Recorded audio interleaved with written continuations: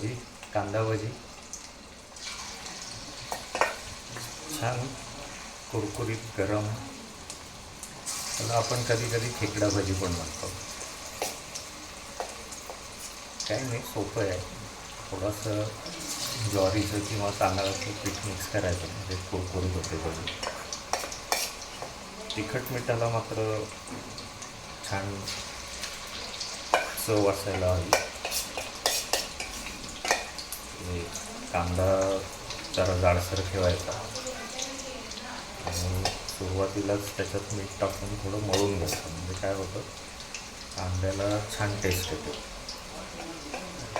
आणि मग हे भजी प्रकरण छान तापलेल्या चांगल्या तेलामध्ये ते चमच्याने एक एक सोडायचं.